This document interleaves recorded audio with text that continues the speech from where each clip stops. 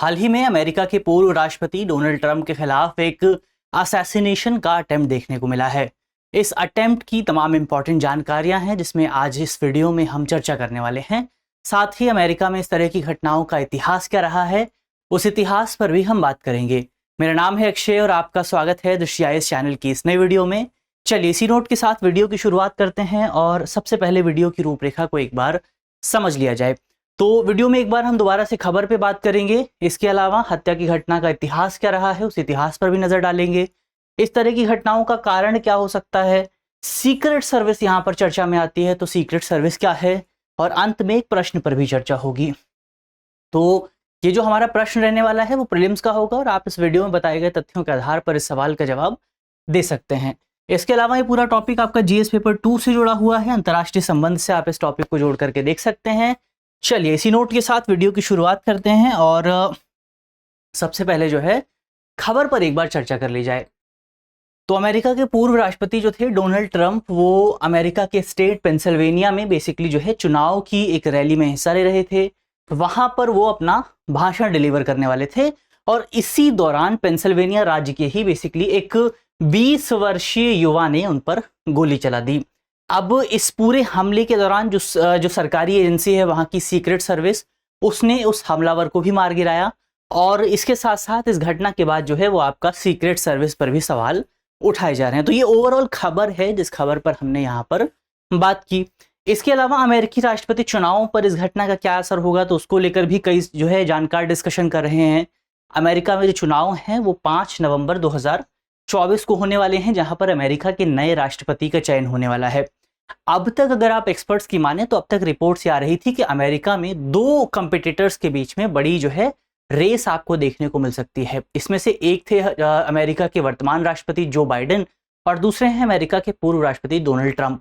लेकिन अब ये जो घटना हुई है, इस घटना के बाद तमाम लोगों द्वारा इस तरह की आशंका जताई जा रही है कि अब अमेरिका की पॉलिटिक्स में ये जो चुनाव हो रहे हैं, इन चुनावों में इस घटना का बहुत बड़ा असर आपको देखने को मिल सकता है और इस घटना की वजह से जो पूरा इवेंट है, जो चुनाव है, वो एक तरफ आपको जाते हुए नजर आ सकते हैं। तो ये ओवरऑल यहाँ पर हमने पूरी खबर क्या है इस खबर को लेकर के बात की।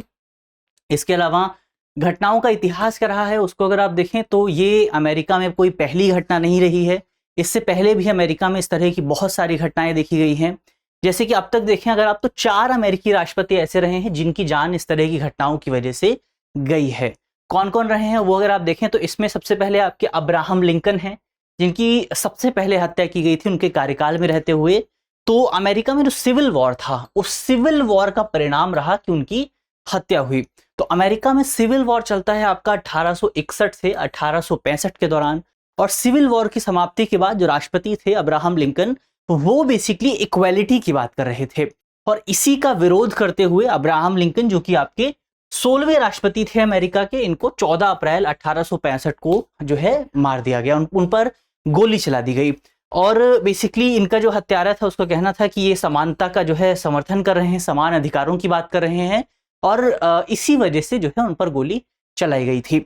इसके अलावा एक राष्ट्रपति थे जेम्स ए गारफील्ड, जो 1861 में मारे गए, अमेरिका के 20वें राष्ट्रपति थे। और जो हत्यारा था वो बेसिकली उस समय के जो उपराष्ट्रपति थे जिनका नाम था चेस्टर ए आर्थर, उसका समर्थक था। तो अब हत्यारे का कहना यह था कि जो है उपराष्ट्रपति को राष्ट्रपति बनना चाहिए, इसीलिए उसने जो है राष्ट्रपति की हत्या कर दी। इसके अलावा एक और राष्ट्रपति थे विलियम मैकिनले, जिनकी हत्या 1901 में हुई थी, अमेरिका के 25वें राष्ट्रपति थे। फिर एक और राष्ट्रपति थे जॉन एफ कैनेडी, जिनकी हत्या 1963 में हुई थी, अमेरिका के 35वें राष्ट्रपति थे। तो ओवरऑल अमेरिका में अब तक जो है इस तरह की घटनाओं की वजह से 4 राष्ट्रपतियों की मौत हो गई है। लेकिन इसके साथ साथ ऐसा नहीं है कि केवल 4 राष्ट्रपतियों पर ही इस तरह के हमले देखने को मिले हैं। बहुत सारे राष्ट्रपतियों के खिलाफ इस तरह के हमले हुए हैं, हालांकि उनकी जान बच गई। जैसे कि आपका थियोडोर रूजवेल्ट का आप नाम ले सकते हैं, उन पर हमला हुआ था। इसके अलावा फ्रैंकलिन डी रूजवेल्ट अमेरिका के राष्ट्रपति थे। इसके अलावा हैरी एस ट्रूमैन अमेरिका के राष्ट्रपति थे, जिन पर हमला हुआ था। इसके साथ साथ जेराल्ड फोर्ड की अगर आप बात करें, इन पर भी हमला हुआ था 1975 में, और एक बार नहीं, इन पर 2 बार हमला हुआ, और दोनों बार एक ही महीने के भीतर 2 बार हमला हुआ, और ये दोनों बार उस हमले से बच गए थे। हालांकि ये लोग बच गए और ये लोग नहीं बच पाए। अब इस पूरी लिस्ट में एक और नाम शामिल हो गया है और वो नाम है अमेरिका के पूर्व राष्ट्रपति डोनाल्ड ट्रंप का। तो ये बेसिकली हमने इस तरह की घटनाओं के इतिहास के बारे में बात की। अब हमले के कारण क्या होते हैं उनकी अगर आप बात करें तो जो सबसे पहला कारण आपको देखने को मिलता है वो है राजनीतिक मतभेद। पॉलिटिकल डिसएग्रीमेंट यहाँ पर अमेरिका में सबसे बड़े कारण के तौर पर निकल करके आता है कि आप एक पार्टी से, एक व्यक्ति से, एक पूरे ग्रुप से जो है अपने आप को एसोसिएट करके नहीं देखते हैं। आप अपनी जो है राजनीतिक लेवल पर आप उनसे मतभेद करते हैं। तो कई बार ये मतभेद क्या होता है, बहुत बड़े लेवल पर निकल करके आता है और इससे ये मतभेद कई बार लोगों को जो है किसी दूसरे व्यक्ति की जान लेने के लिए भी प्रेरित कर सकता है।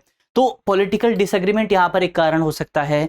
वैचारिक अतिवाद यानी कि आइडियोलॉजिकल एक्सट्रीमिज्म भी एक कारण हो सकता है, जहां पर लोग अपनी आइडियोलॉजी, अपनी विचारधारा, अपनी जो धारणा है उसके प्रति इतना ज्यादा जुड़ाव महसूस करते हैं, उसके प्रति इतना ज्यादा जुड़ जाते हैं कि उसके खिलाफ जो धारणा होती है, उनके विरोध की, उनकी विपक्ष की जो धारणा होती है, उस धारणा को वो स्वीकार ही नहीं करना चाहते और इसी वजह से कई बार जो है लोगों को अपनी जान गंवानी पड़ती है।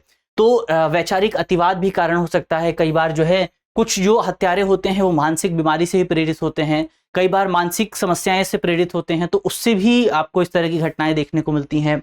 व्यक्तिगत शिकायतें भी रहती हैं, जैसे जो हमने बात की थी जॉन एफ कैनेडी के बारे में, उनको लेकर के यहाँ पर जो है ये कई बहुत सारे आपको थ्योरीज मिलेंगी, जिसमें से एक थ्योरी ये भी कहती है कि जो हत्यारा था वो बेसिकली ये मानता था कि जो जॉन एफ कैनेडी हैं उनकी कई पॉलिसीज की वजह से उस व्यक्ति के ऊपर जो है विशेष तौर पर प्रभाव पड़ा है। तो उसने अपने प्रभाव का बदला लेने के लिए, अपने ऊपर जो इम्पैक्ट आया था उस इम्पैक्ट का बदला लेने के लिए जॉन एफ कैनेडी की हत्या कर दी। तो ये भी कारण होता है। इसके अलावा एक इंपॉर्टेंट कारण है एक्सेस एंड अपॉर्चुनिटी। क्या होता है कि अमेरिका में बेसिकली अमेरिका की जो सोसाइटी है वो बहुत ओपन सोसाइटी है। वहां पर आपको गन कल्चर देखने को मिलता है, वहां पर आप आसानी से बंदूकें खरीद सकते हैं।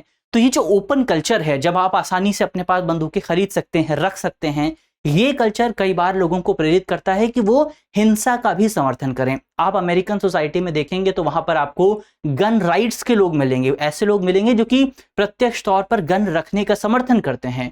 तो जब आप इस तरह की हथियार अपने पास रखते हैं, जब आपको इस तरह के हथियारों की पहुंच होती है आपके पास, तो आप उनका इस्तेमाल भी कर सकते हैं।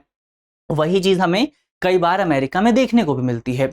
तो ये कारणों की हमने बात की। अब यहाँ पर हमने बात की थी कि सीक्रेट सर्विस चर्चा में आई है। सीक्रेट सर्विस चर्चा में इस वजह से आई है क्योंकि इस पूरी घटना के बाद सीक्रेट सर्विस पर बहुत सारे सवाल उठाए जा रहे हैं। तो एक बार सीक्रेट सर्विस की भी बात कर लें तो इसकी जो स्थापना है वो आपका 1865 में हुई थी और इसी वजह से इसे दुनिया की सबसे पुरानी जांच एजेंसियों में से एक माना जा सकता है। जब प्रारंभ में इसकी स्थापना की गई थी तो इसका प्रारंभिक कार्य हुआ करता था कि अमेरिका की जो मुद्रा है उसकी जालसाजी को रोकना, यानी कि अमेरिका की करेंसी की जो नकली करेंसी आती है उस करेंसी को रोकना। लेकिन इसके बाद 1901 में हमने देखा था कि अमेरिका के तत्कालीन राष्ट्रपति विलियम मैकिनली की हत्या हुई थी और इस हत्या के बाद यह तय किया गया कि जो सीक्रेट सर्विस है वो बेसिकली आपका राष्ट्रपति की सुरक्षा की जिम्मेदारी भी संभालेगी। तो इसके बाद 1902 के बाद से लगातार जो सीक्रेट सर्विस है वो राष्ट्रपति की सुरक्षा भी कर रही है। इसके अलावा और भी बहुत सारे लोगों की सुरक्षा करती है सीक्रेट सर्विस, जैसे कि उपराष्ट्रपति हो गए, निर्वाचित राष्ट्रपति हो गए और इनके जो तत्कालीन परिवार वाले लोग हैं उनकी सुरक्षा की जाती है, जो पूर्व राष्ट्रपति हैं उनकी सुरक्षा की जाती है और पूर्व राष्ट्रपति के जो जीवन साथी हैं और जो पार्टनर्स होते हैं उनकी सुरक्षा होती है। हालांकि पार्टनर्स को लेकर के प्रोविजन ये है कि जब तक वो रीमैरिज नहीं कर लेते हैं तब तक उनकी जो है सुरक्षा की जाती है। अगर वो रीमैरी कर लेते हैं, अगर कहीं और शादी कर लेते हैं तो फिर उनको सुरक्षा नहीं मिलती है। इसके अलावा पूर्व राष्ट्रपतियों के 16 वर्ष की उम्र के आयु तक के जो बच्चे हैं उनको भी सुरक्षा दी जाती है।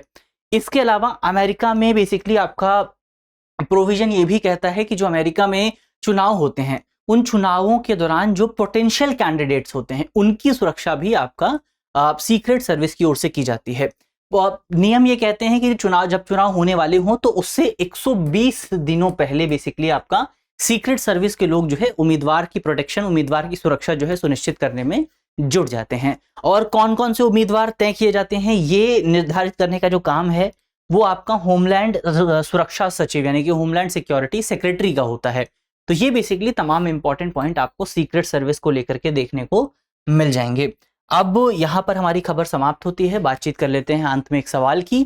सवाल में आपसे पूछा गया है कि अमेरिका में किस वर्ष अश्वेत नागरिकों को मतदान का अधिकार दिया गया था। हमारे ऑप्शन है option A 1865, option B 1900, option C 1965 या फिर ऑप्शन डी साल 2000। तो इसका सही जवाब क्या होगा ये जल्दी से आपको कमेंट बॉक्स में बताना है। और मुझे उम्मीद है कि इस वीडियो में हमने जितने भी इंपॉर्टेंट पॉइंट्स पर बात की है वो आपको समझ में आए होंगे। और अगर वीडियो आपको अच्छी लगी है तो अपने दोस्तों के साथ, साथियों के साथ वीडियो को शेयर करना बिल्कुल मत भूलिएगा।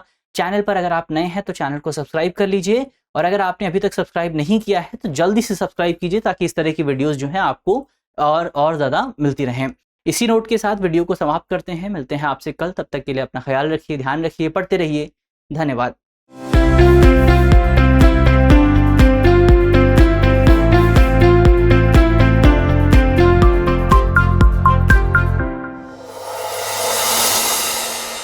डियर व्यूअर्स, अपने एग्जाम की तैयारी को और बेहतर करने के लिए हमारे चैनल को लाइक, शेयर और सब्सक्राइब करना न भूलें।